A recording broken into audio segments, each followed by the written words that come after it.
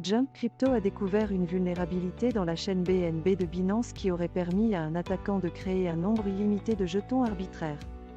L'équipe a divulgué le problème en privé à Binance. Cela leur a permis de développer et de déployer un correctif dans les 24 heures, évitant ainsi une perte de fonds importante potentielle. Le PDG de Binance, Changpeng Zhao, a remercié Jump Crypto pour ses rapports rapides.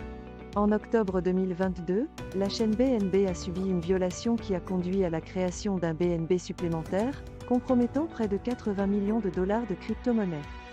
Je donnerai à cet article une note de 7 sur 10. L'article est informatif et fournit un examen approfondi de la vulnérabilité découverte dans la chaîne de balises BNB de Binance, ainsi que de la manière dont l'équipe BNB a pu corriger rapidement le problème. Il fournit également des informations générales sur l'historique de sécurité de BNB et les implications de cette vulnérabilité. Cependant, l'article ne fournit aucun critère spécifique que les investisseurs devraient utiliser pour évaluer leurs investissements en BNB.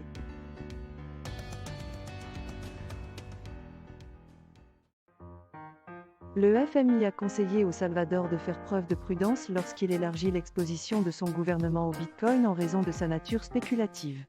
Il a souligné la nécessité de faire face aux risques potentiels pour la viabilité budgétaire, la protection des consommateurs, l'intégrité financière et la stabilité du Salvador. Le FMI a déconseillé d'émettre des obligations tokenisées. Ils ont également appelé à une plus grande transparence concernant les transactions en Bitcoin et la situation financière du portefeuille public Chivo.